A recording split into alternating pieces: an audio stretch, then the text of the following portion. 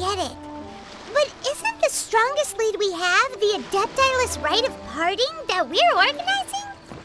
No idea where Zhongli's gone. Let's ask for him at Wangshen Funeral Parlor.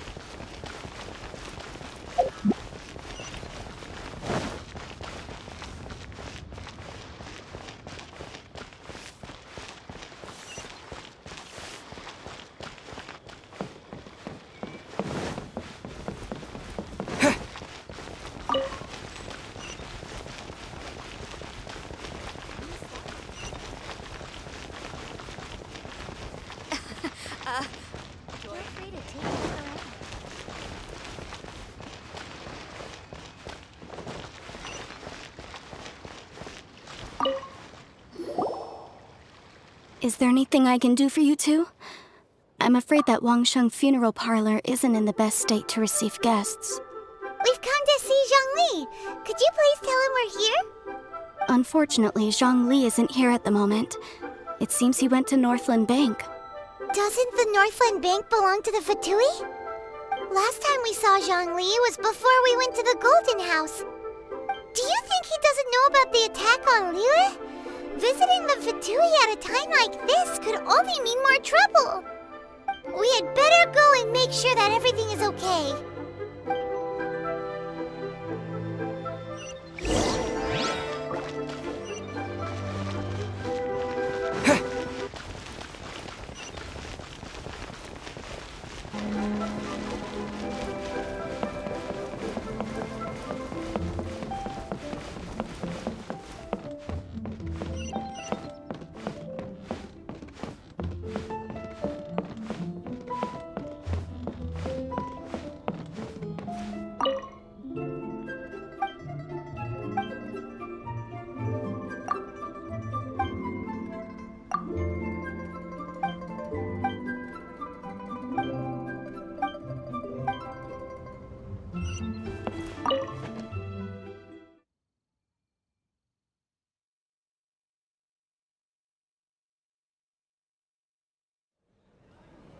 You call this cooperation between Harbingers?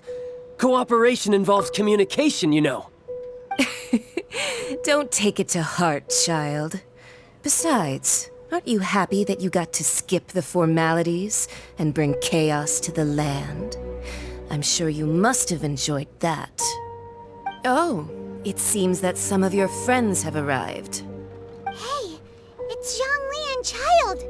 And you! You're also one of the Harbingers? It's you two. I believe we've met once before. In the city of Bards, was it? I'm glad you still remember my name. Ah, right.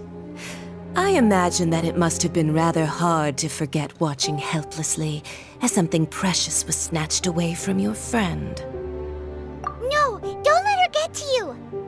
You've yet to gather the powers of all 7 elements, and our last battle at the Golden House was almost more than you could handle. So it might be best to keep things peaceful this time, seeing that 2 of the Harbingers are here.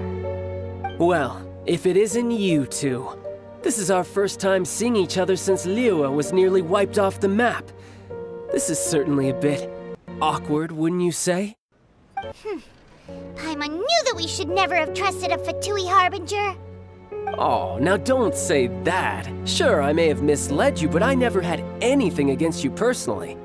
Besides, I thought we were getting along quite well together, didn't you? Except for that little tussle we had at the end.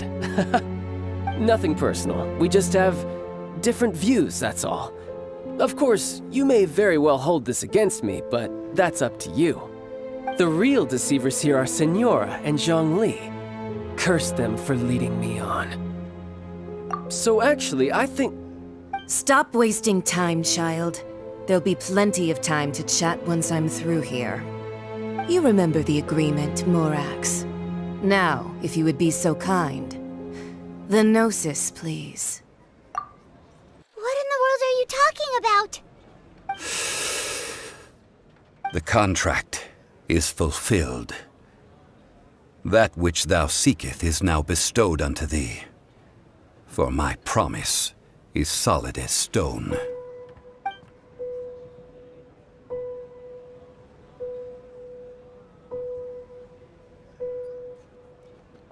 How sanctimonious. What? So you're the Lord of Chio? No, wait! That's an exciting twist and all, but why give the Gnosis to the Fatui? I do not give it for free. I give it as agreed upon in the contract, for it is a matter solely between the Tsaritsa and I. Yeah, you don't think you went a little bit too far with that whole fake death thing? Everyone was preparing the ceremony for you, and splat! This big dragon falls out of the sky, and all of Lyric goes into an uproar. Talk about a disaster. Gathering all the forces that had been bubbling behind the scenes, and then stirring them together in a pot that was bound to boil over. That's what he wanted to see, am I right? Wait, what? Perhaps it's best that I explain. As you know, I've dwelt upon this world for more than 6,000 years. I witnessed the founding of Liyue, together with the Adepti 3,700 years ago. Even boulders that can withstand whirlpools will erode with the passing of time. I kept convincing myself that cracks had not begun to form, and that the end of my time had not yet come, until one drizzly day, as I was strolling along the harbor, I heard a merchant tell one of his workers, "You've finished your duties. Go ahead and call it a day." I stood motionless among the crowds, asking myself, have I already finished my duties? Oh, Zhongli. But as I began to consider relinquishing my divine role, I soon discovered that many reasons still remained to not hastily depart. Was Liyue, the city I had dwelt in for so long, already prepared to enter its next age? I decided that a test was needed in order to reveal the answer. So I feigned my own death, and gathered the cast of Child, the Adepti, and the Liyue Chising to play their roles together on the stage that was Liyue. Indeed I was. The Gnosis, which I had kept for so many years, suddenly seemed to have lost its meaning. That's right, which is why I continued to safeguard the Gnosis until now. So you mean that if the chaos ever reached the point of no return, you would simply appear and use your divine powers to bring Liyue back under control? Of course, and it would have been all too easy for him too. Just as a child quickly matures after losing their parents, so has Liyue matured when faced with the death of its deity. I was pleasantly surprised with the finale of the show that you all put on. Why, you even deserved an encore. The Adepti deserve the greatest applause, considering their years of seclusion. They hardly recognized the city, yet faced with such a crisis, they exerted the greatest amount of restraint. Not only did they manage to cooperate with the Chising, but in the end, they even tried to understand the heart of the people. And hats off to the emissary dispatched by the Cryo-Archon to fulfill our contract, Signora. She managed to keep everything she knew in strict confidence, far from the eavesdropping ears of her colleague Child, just as I had requested. All the while, I carried on as Zhongli, and fulfilled the traditions of Liyue in this mortal form. Thank you for walking that path with me, Traveler. These things were all a part of my script. The only unforeseen plot twist was the conduct of the Liyue Chising. I had expected them to do no more than the Adepti, to come to the defense of Liyue. But when all was said and done, they seized the opportunity to supplant Liyue's divine protectors, and used the subsequent power vacuum left by my death to quickly gain complete control of Liyue. Huh? That doesn't sound good at all! Ha! On the contrary, I think it is excellent. I had always feared that it was too soon for them to take over from me. And it was also that which I longed for the most. As such, this is the best parting gift anyone could have given this god of old. Hey, what about me? Doesn't anyone feel the least bit of remorse for deceiving me? You've practically kept me in the dark! I think that thanks would be more appropriate. You certainly played no small part in all of this, wreaking havoc and turning the city upside down. The Lord of Geo ought to thank you for your performance, if anything. If you hadn't created the pressure of a battle between mortals, Adepti, and a god, the lump of coal resting in the hands of the Geo Archon, Liyue, would never have been able to become a dazzling diamond of a city. Huh? Just whose side are you on, mocking me like that? Are you itching for a fight?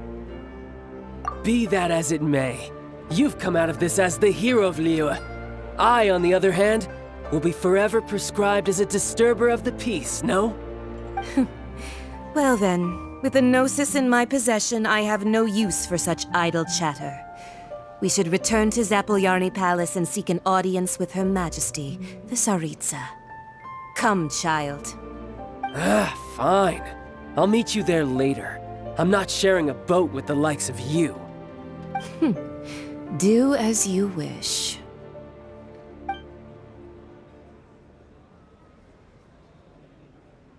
Now then, is there anything else you wish to ask me? Right!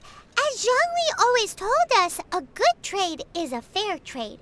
Paimon has no idea what could be a good trade for a Gnosis. Realistically speaking, there is no such thing. Huh?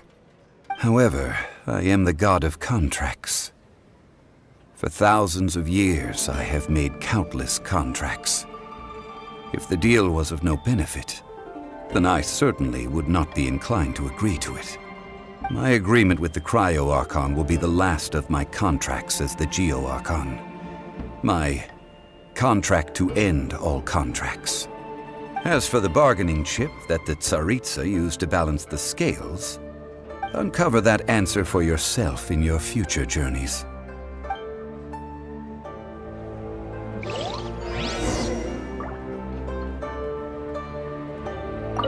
Paimon can't absorb so much information at once. So, Zhongli, what sort of contract did you sign with the Cryo Archon? Paimon's so curious. One of the clauses of our contract was not to divulge any of its contents. You're so petty.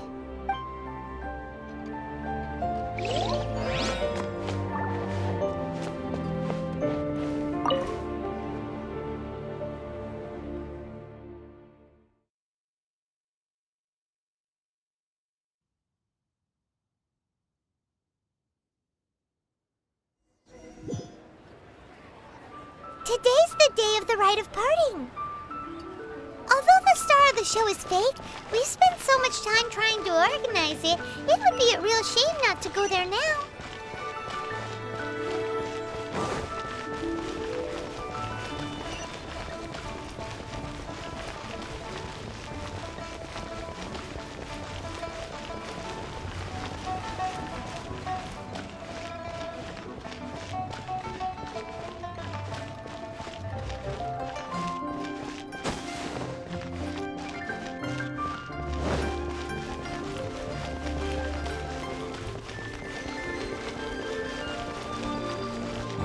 Well, since we're going through with this rite of parting, I guess it means that those rumors hit the nail on the head. So Rex Lapis is really... But they didn't catch the culprit, did they? Oh, come on. Do you think that the assassin could have been a normal person? You know what I think? I don't think any of the gossip on the streets you hear from those shady types is worth anything. There's only one real possibility in my mind. I've heard that the assassin was that Fatui fellow. Youngish, pretty high in rank. I think they called him Child. The Fatui? They certainly are very suspicious. Who knows what those greedy, crooked folks... Shh! Lower your voice. If the Fatui catch you in their sights, Rex Lapis won't be around to protect you this time.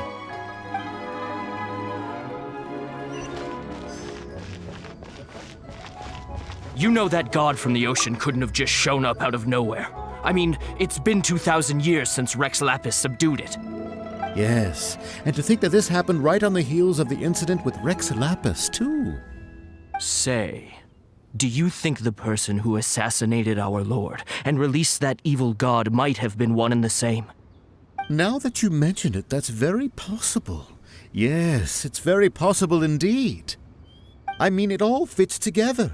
That person must have colluded with the evil god to harm Rex Lapis. Oh, that wicked, black-hearted scoundrel. Still, what sort of supernatural prowess must this person possess to be able to do such things? I have never heard of such a person in all my years. Ah, forget it. Guessing's no use to us. Look, the Millilith over there looks like he's about to make an announcement. Let's hear what the Ministry of Civil Affairs has to say first.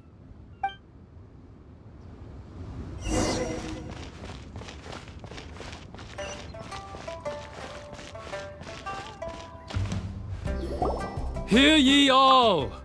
The Qixing's words. Though a dragon soars ageless as the mountains, it too must return to dust. This is common knowledge. Gods and Adepti live glorious lives, but both light and shadow have their season. So too must they face divinely appointed trials. Rumors and hearsay abound on the streets that Rex Lapis was murdered. Now, let the truth be revealed. Having been thwarted in his trial, Rex Lapis's soul has recouped the celestial heights. He beseeches the people of Liyue to grieve not and to let not their hearts be saddened.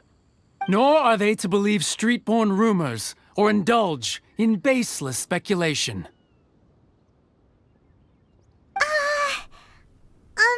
Paimon needs a translation on what the Qixing's announcement said.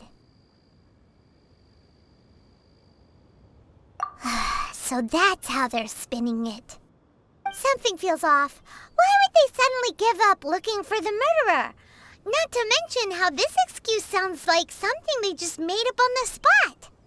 Could the Qixing already have known that Rex Lapis wasn't dead? But Zhongli said that neither they nor the Adepti knew anything.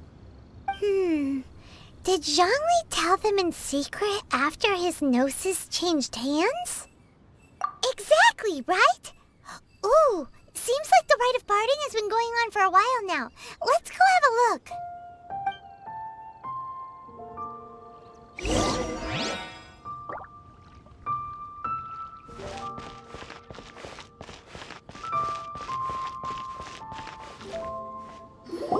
Look, it's Ningguang and Keqing. Are they saying something? Are their speeches over? As said previously, Rex Lapis's soul returning to the heavens is the end of the contract. And it is also the end of an era.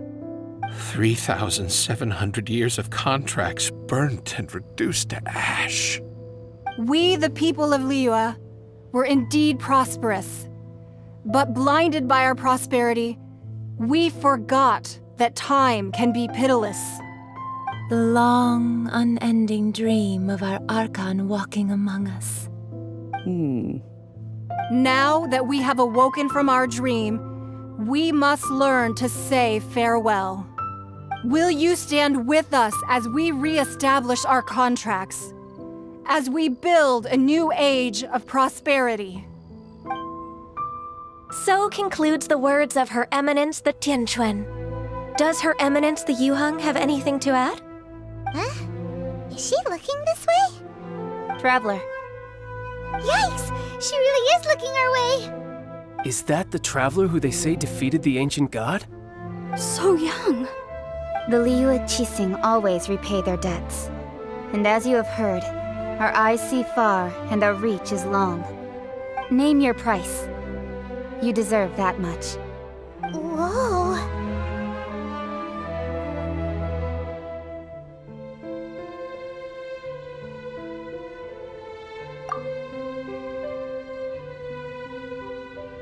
Well, could you help me put up some missing person posters?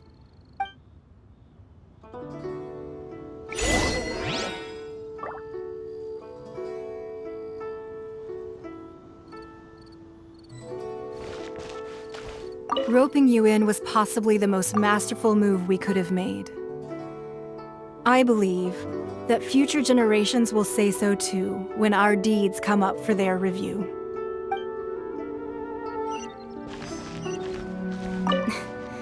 Why, were you just trying to look cool earlier, or are you really that selfless?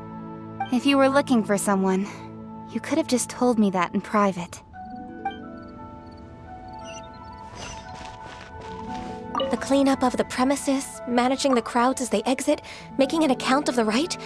There's much that remains to be done. I didn't miss anything, did I?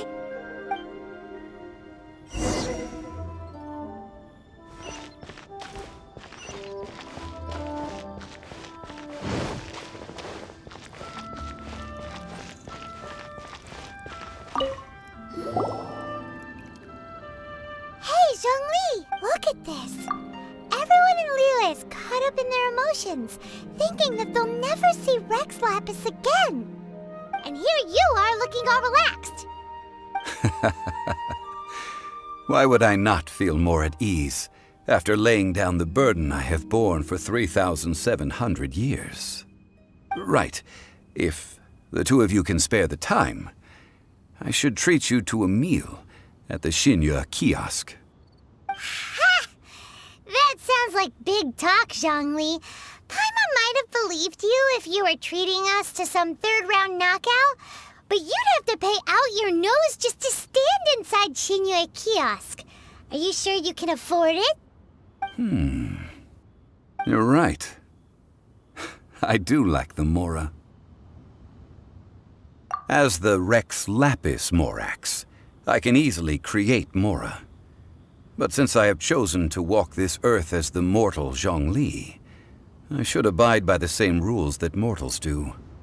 When I was journeying with you, though I still had the Gnosis in hand, I knew that I must soon retire from my role as an Archon, so I had to rehearse a little for my new life. Oh, no wonder! Paimon gets it now. You didn't look at the price tags when we were spending because you've never had to. But since you weren't used to not being able to just make more Mora as and when you wanted to, you had to try becoming a parasite to society who lives off of other people's credit. Well, we were only spending Fatui money. You don't have to say it like that. In the City of Commerce, we do not merely exchange money or goods. We also exchange knowledge, memories, and foresight, as well as positions, roles, and lives. The Archon Morax could never experience life as the true mortal Zhongli could, no matter how many times he descended to be with his people. I must thank you for that. I will treasure the memories that I made as Zhongli, traveling the streets of Liyue with you. That is true, but there is no journey that does not end. No meetings without partings. Paimon thinks that we should make a move and continue our search for the Seven. I fear that continuing your journey may be difficult. The nation that neighbors Liyue by sea, Inazuma, is presently closed. The Electro-Archon Ball. And just as the people of Liyue preferred to call me Rex Lapis, she too goes by another name among locals in Inazuma. Paimon thinks we've heard that one before. Raiden? That is the case. And since Raiden is also the shogun of the Inazuma Bakufu, people call her the Raiden Shogun. Though people at the wharf were saying that the situation in Inazuma is very tense, Paimon doesn't remember that always being the case. It wasn't that bad last year. Zhongli, since you're Rex Lapis, shouldn't you know something about what's happening there? Just how did Inazuma become a closed nation? It's because of visions. Visions? When faced with circumstances beyond their control, humans often bemoan their lack of power. But if a person shows true strength of will at a desperate and fateful moment in their life, the gods will look upon them with favor. This is what visions are. Magical foci bestowed upon those who have been acknowledged by the gods. Uh-huh. That's how people in Teyvat see it. But starting from last year, the Raiden Shogun began promulgating the Vision Hunt Decree. Vision Hunt Decree? Yes. It was an order to seize all visions within Inazuma's borders, and to inlay them upon the hands of a statue of the 1,000-armed, 100-eyed god. They want to seize visions. But why? Aren't visions blessings from the gods? I should think that in the Raiden Shogun's eyes, it is precisely because they are divine blessings that they should be under the sole dominion of divinity. Whoa, that's harsh. The Animo Archon is the god of freedom, and the Geo Archon is the god of contracts. For her part, the Raiden Shogun is the god of eternity. It seems as though she has finally decided to eliminate any unstable elements that could pose a threat to her eternal realm. The fact that even I, the oldest of the seven, have now passed away, will only strengthen her resolve to pursue eternity. Knowing her, she must have again quoted that adage she is most fond of when proclaiming that decree to her people. 7 ideals for 7 gods, and of these, eternity is nearest unto heaven. All right then.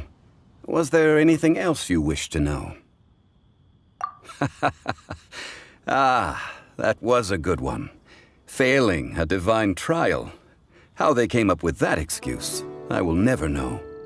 That said, the reason why the Qixing were so eager to resolve the incident and stop pursuing the culprit was indeed because they received news in secret that Rex Lapis was not dead. I hinted as much to the Adepti as well. How did I accomplish that, you ask? Have you ever heard of this particularly convenient Adepti art known as gifting dreams and visions? All right then.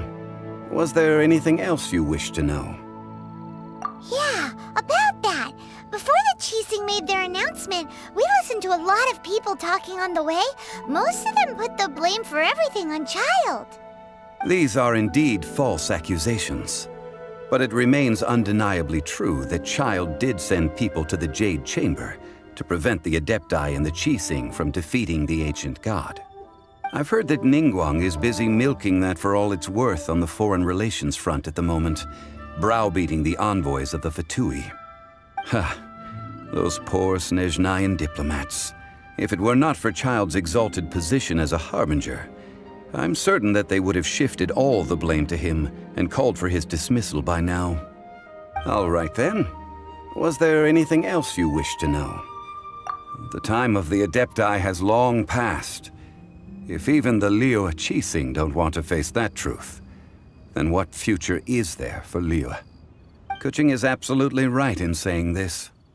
Now, though I did laud Ningguang's desire for power, believing this to be a good thing, and thought as a matter of course that she must have been behind the Qixing's plan to take governing power over Liyue from the hands of the gods and Adepti.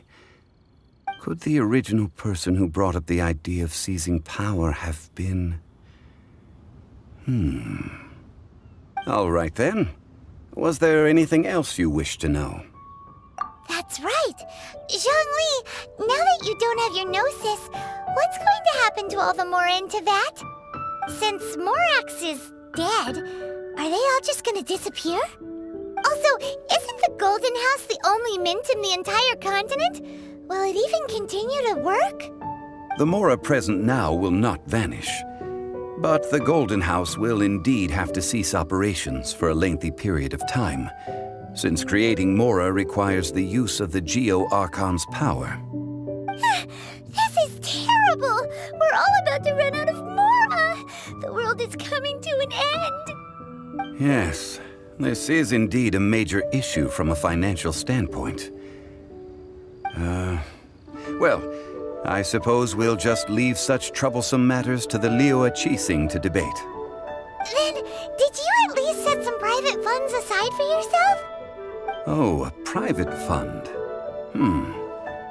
This does seem like a good, logical, common-sense idea. It's a shame.